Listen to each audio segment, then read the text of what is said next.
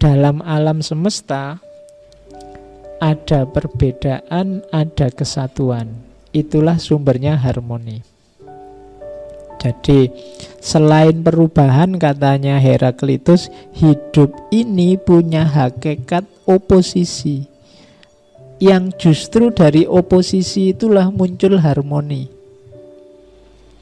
Jadi kebalikannya, kita kan selama ini menganggap harmoni itu ada dalam keseragaman. Tidak, harmoni itu ada ketika ada oposisi-oposisi. Harmoni itu kan kita sering mengartikannya serasi. Loh ya, kalau ndak ada oposisi, gimana menyebut serasinya? Kalau semua seragam ya ndak bisa disebut harmoni, itu kan selaras. Nah, hidup ini isinya oposisi dan harmoni. Ya pertentangan, ya kesatuan.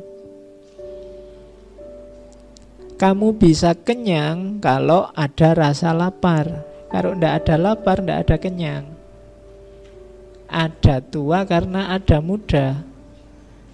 Kalau ada orang kaya berarti ada orang miskin. Jadi ini kan oposisi-oposisi, miskin, kaya, presiden, rakyat. Di situ ada lagi tua, muda, besar, kecil. Ini kan oposisi-oposisi. Dari situ terbangun harmoni. Kalau semuanya rakyat, semuanya kaya, semuanya muda, tidak akan ada tua. Bahkan muda itu sendiri juga tidak ada. Kalau semuanya rakyat, ya rakyat itu sendiri hakikatnya tidak ada. Kalau semuanya sehat, sehat itu sendiri tidak ada. Karena untuk ada sehat, butuh ada sakit. Jadi itulah oposisi dan harmoni. Maka jangan mengeluh kalau pas lagi sakit. Kalau kita sakit itu menunjukkan bahwa kita ini ya manusia biasa ternyata. Masih bisa sakit. Ternyata kita ini lemah. Tapi hikmahnya banyak kan sakit itu. Betul. Dengan adanya sakit, kita kenal namanya sehat. Kalau tidak ada sakit, tidak ada sehat. Rumah sakit tidak ada gunanya. Apotek buat apa? Fakultas kedokteran ditutup saja. Lah iya kan? Karena ada sakit inilah banyak hal bisa berputar secara harmonis. Jadi antara harmoni dan oposisi. Hidup ini saling melengkapi, dialektis. Ngaji ini ada saya, ada kalian. Ada saya saja nggak jalan, ada kalian saja ya paling ngobrol. Sama-sama mutual, saling melengkapi. Bahkan tidak cuma dua, masih ada takmirnya lagi, butuh masjidnya juga butuh. Jadi hidup ini selain berubah juga saling berlawanan. Cuma dari perlawanan-perlawanan itu muncul harmoni. Jadi seimbang.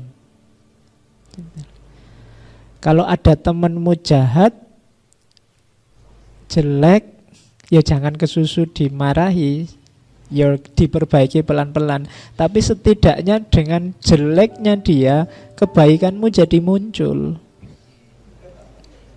Iya kan? Kalau semua baik, baikmu tidak akan kehitung. Tapi karena ada yang jelek, baikmu jadi kelihatan. Jadi di antara gunanya kegelapan itu apa? Cahaya jadi penting. Kalau tidak ada kegelapan, tidak ada gunanya cahaya. Wong tidak ada kegelapan. Itu harmoni dan oposisi. Oke. Kalau kemarahan tidak ada, kesabaranmu tidak ada artinya. Jadi kesabaran itu mulia karena ada namanya kemarahan. Dan ini saling mengimbangi, saling harmoni. Inilah logika harmoni dan oposisi. All things, yang kedua, all things come into being by conflict of opposite. segala sesuatu muncul karena oposisi-oposisi. Opposition bring concord, out of discord come various harmony. Jadi oposisi itu membawa kenyamanan, kesesuaian, dan discord itu kemelesetan, konflik membawa pada harmoni. Jadi maksudnya apa? Hidup ini dialektis. Kita menghadapi apa, menghasilkan apa. Jadi kita pinginnya belajar, tapi juga bebas berpikir, tapi juga ada tuntunannya, ada terus lahir ngaji yang filsafat. Yo ngaji tapi yo filsafat. Itu kan semula orang bingung dengan istilah ini. Ini istilahnya agak oposisi, tapi karena oposisi inilah nanti lahir sesuatu yang baru. Kalau ndak ada oposisi, yo ngaji saja. Kan banyak yang komentar, ngaji itu ya Quran, masuk ngaji filsafat. Lu bener, ngaji ya Quran ya apik. Cuma kalau begitu ndak lahir sesuatu yang baru. Lahir sesuatu yang baru itu kalau ada yang oposisi, saling didialektikakan. Kamu mungkin ndak jadi bijaksana kalau dapat teman baik terus. Kebijaksanaanmu keluar ketika kamu berdialektika dengan temanmu yang kurang ajar, yang nakal, sakarepe dhewe. Di rumah kamu tidak bijaksana karena di rumah kamu jadi objek nasihatnya orang tuamu. Kamu begitu di kos-kosan dapat teman yang nakal, sekarang kamu posisinya jadi yang ngasih nasihat. Mbok kamu itu jangan gini, mbok kamu jangan gitu. Padahal di rumah kamu tiap hari dimarahi kayak gitu sama orang tuamu. Ya kan? Loh, itu namanya dialektis. Hidup itu tergantung musuhmu apa, siapa. Makanya cari musuh yang tangguh, biar kamu juga jadi tangguh. Kalau kamu malas, tidak mau ambil resiko, ya tidak melahirkan hal-hal yang besar. Jadi nothing is stable, katanya Heraclitus, all is in flux. Segalanya cair. Whatever you say about anything, its opposite is equally true. Dalam hidup ini tidak ada yang punya makna eksak stabil. Semuanya cair. Kalau kamu mengucapkan sesuatu, kadang-kadang kebalikannya juga sama-sama benar. Misalnya kalau kamu ke stasiun, sering saya contohkan ya, kamu ke stasiun biasanya kalau bawa barang banyak, itu kan didekati banyak orang yang mau ngangkatkan barangmu. Itu enaknya kamu sewa mereka apa tidak? Mungkin kamu jawab, Pak, barang saya sedikit aja, ngapain sih nyewa mereka? Kayak bos aja, tak angkat sendiri ya. Yang kamu ucapkan juga benar. Tapi lawan dari itu mungkin juga benar.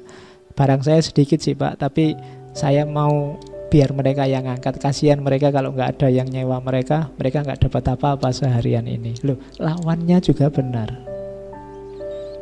Jadi kadang-kadang yang kamu ucapkan apa menurutmu benar, jangan salah, bisa jadi lawan bicaramu juga benar. Its opposite equally true. Kalau kalian belajar filsafat Jawa yang namanya Sastro Jendro itu filsafat tentang kenyataan, bahwa hidup ini isinya kontradiksi-kontradiksi yang biarkan saja seperti adanya. Kenyataannya memang begitu. Misalnya, bagaimana cara kita mencapai kesempurnaan? Cara kita mencapai kesempurnaan adalah dengan cara menerima ketidaksempurnaan kita. Itu kan kayak bertentangan dua hal. Biar saja itu jalan seperti adanya. Nah, itu harmoni dan oposisi. Hidup ini kadang-kadang bukan, saya sering bilang kan, bukan antara yang salah dan benar, tapi antara yang benar dan yang benar.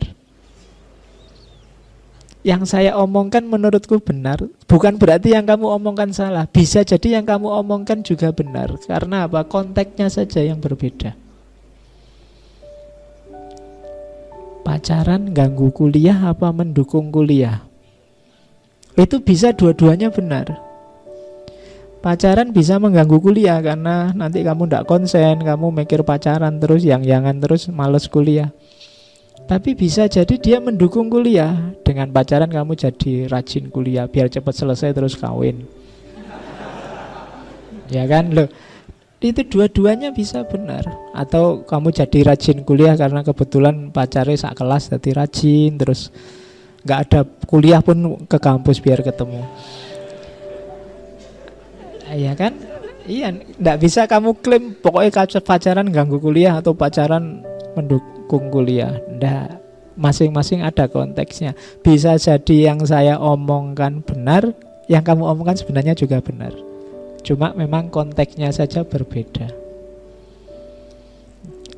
Oke, misalnya ada yang bilang misalnya sepak bola Indonesia ini penuh harapan misalnya. Nah, sementara yang lain bilang sepak bola Indonesia ini tanpa harapan sudah.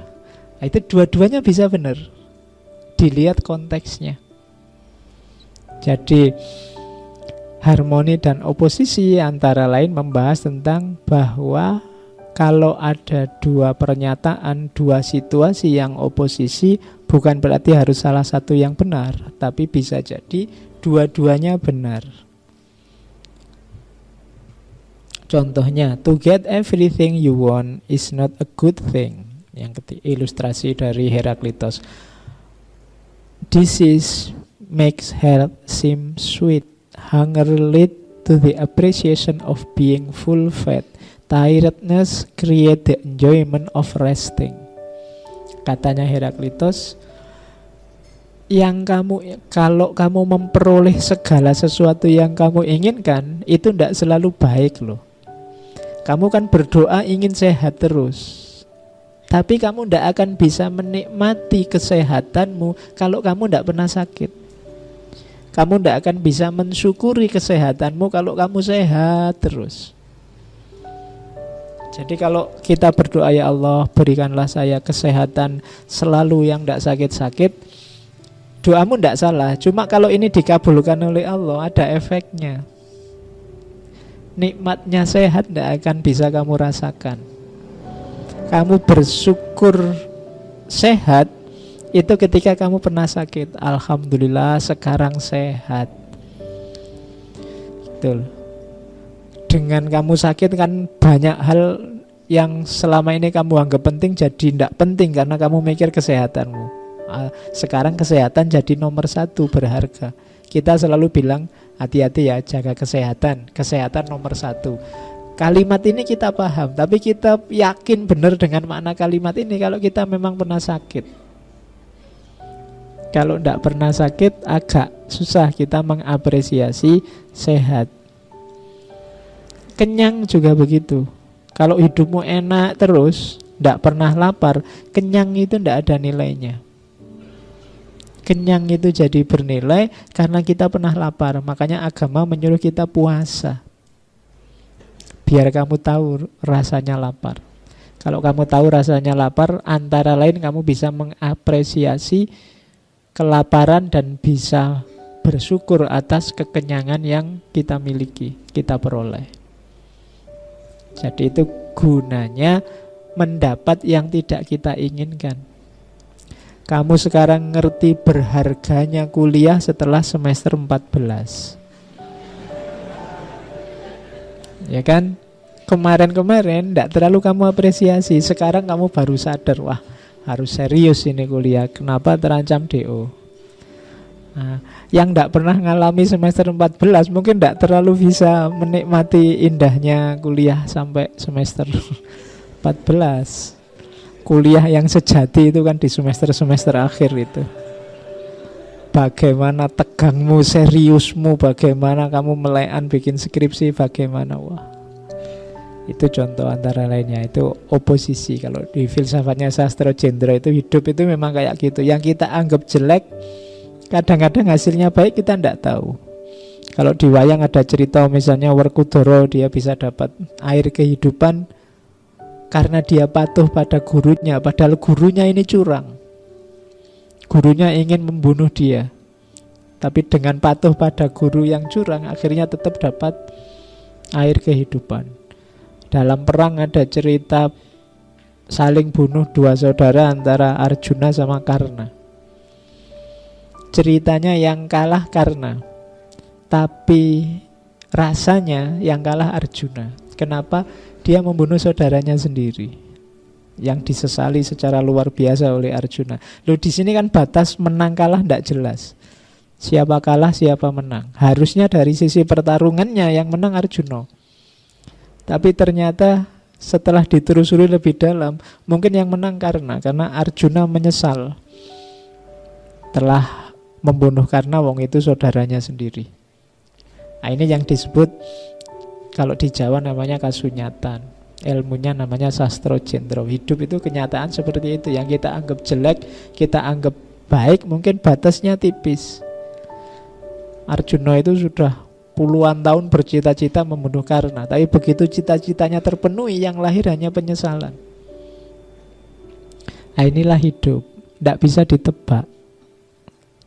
Maka selalu ada oposisi-oposisi, perlawanan-perlawanan. Selalu ada hal yang berbeda yang tidak kita inginkan. Tapi biar saja, setiap peristiwa membawa hikmahnya sendiri. Ada rahasianya sendiri, ada manfaatnya sendiri. Oke, itu contoh dari Heraklitus. Coba lihat laut.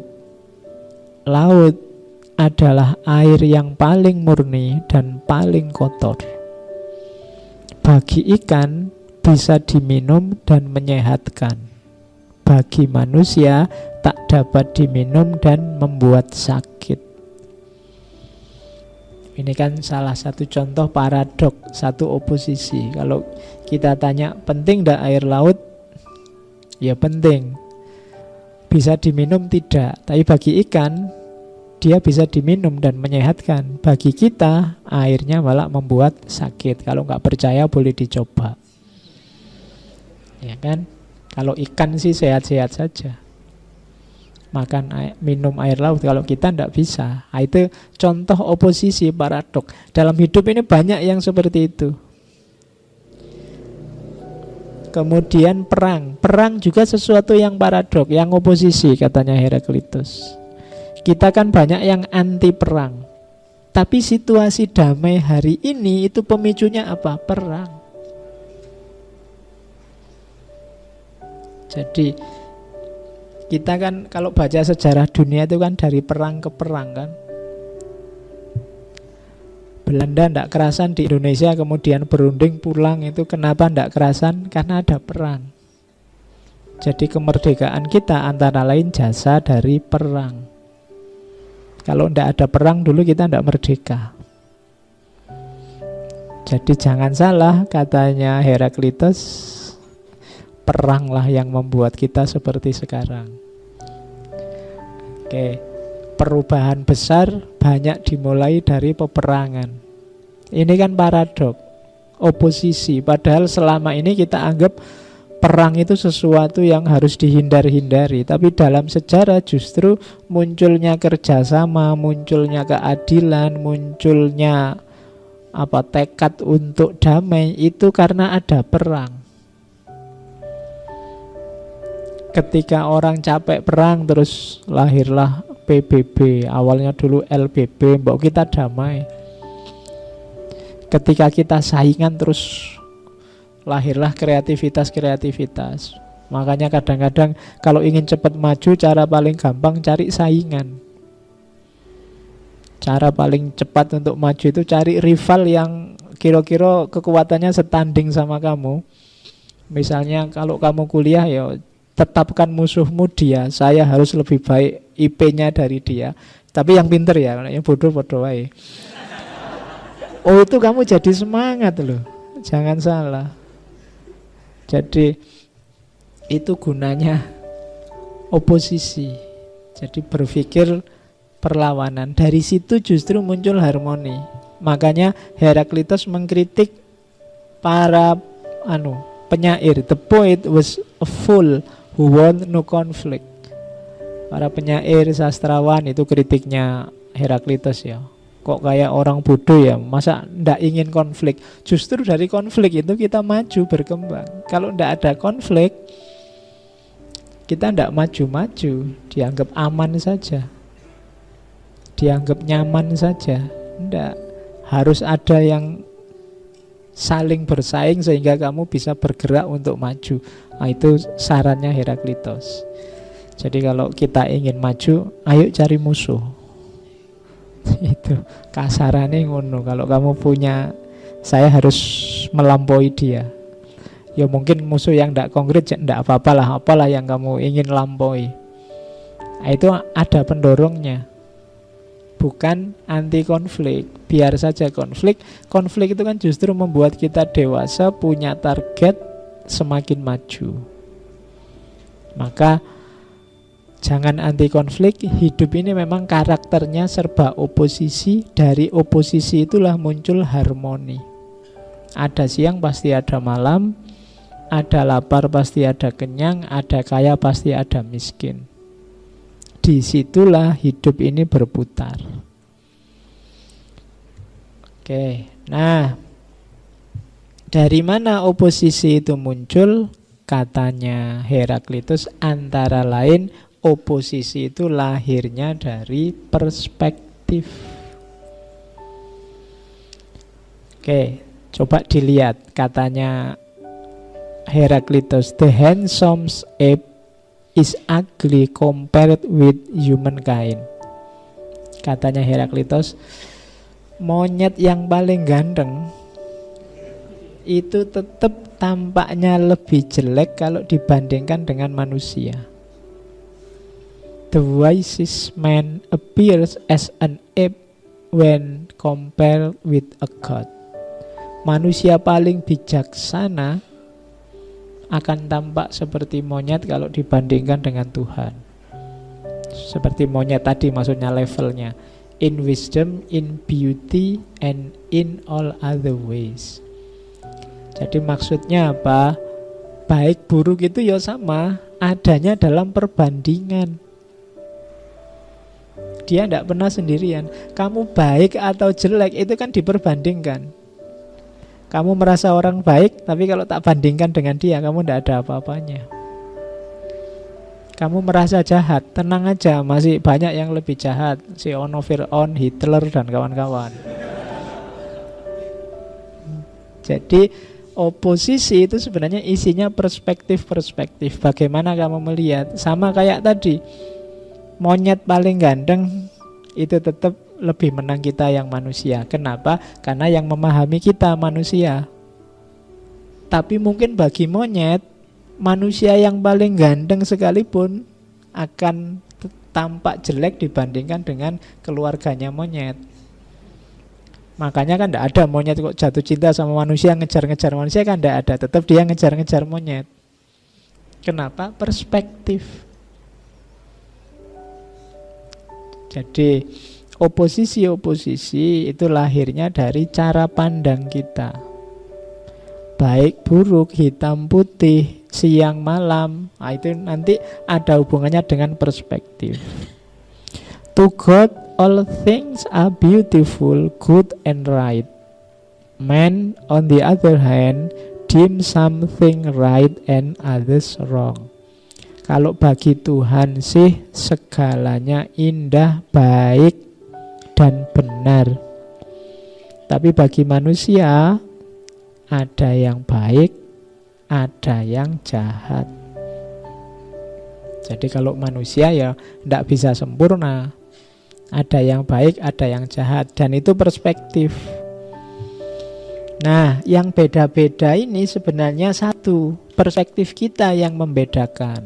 Makanya di situ di quote yang ketiga, the way up and the way down are one and the same.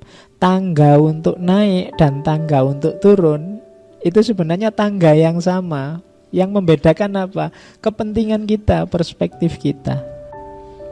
Kalau kalian sedang naik tangga, itu kan ya tangganya sama. Pas kamu lagi turun, dia namanya tangga untuk turun. Tapi kalau kamu sedang ingin naik, tangga ini jadi tangga untuk naik. Tangganya sama, cuma bunyinya bisa beda. Kenapa? Kepentingan kita yang beda, perspektif kita yang beda. Kalau kamu misalnya nyuruh aku mbok dipinjemi tangga untuk naik, terus besok aku pinjam lagi ya tapi tangga untuk turun, itu tonggomu mesti bingung. Kenapa? Ya karena tangga untuk naik sama tangga untuk turun itu sebenarnya tangga yang sama.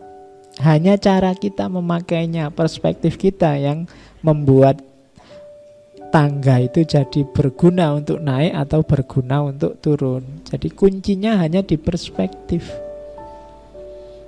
Jadi oposisi tadi sebagian kuncinya ada di perspektif. Oke. Yang terakhir itu tadi sudah banyak dicontohkan ya. It's by disease that health is pleasant. Karena adanya sakit, maka sehat itu jadi menyenangkan. Karena adanya kejahatan, maka kebaikan itu jadi menyenangkan. Karena adanya kelaparan, maka kenyang itu membahagiakan. Karena adanya capek lah, maka istirahat itu jadi menyenangkan, membahagiakan. Jadi jangan mengeluh dengan kesulitan, ketidakenaan, ketidaknyamananmu, karena bisa jadi itulah gerbang untukmu bisa menikmati kenyamanan, rasa enak, dan rasa nikmat. Kalau ndak ada itu ndak. Kayak kalau kalian makan itu loh, ketika diawali lapar kan makan apa saja jadi enak. Jadi ternyata enaknya makanmu ditentukan oleh penderitaanmu sebelum makan. Ya kan?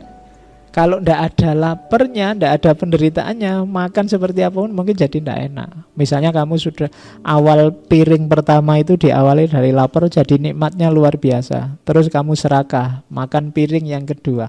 Enaknya piring kedua ini paling tinggal setengah. Kamu lebih serakah lagi, mungkin karena ada yang neraktir. Terus kamu nambah piring ketiga. Hati-hati, di piring ketiga ini kamu blunder, bisa makanan yang semula terasa enak bisa jadi bencana. Jadi ternyata kenikmatan itu ada di suapan pertama.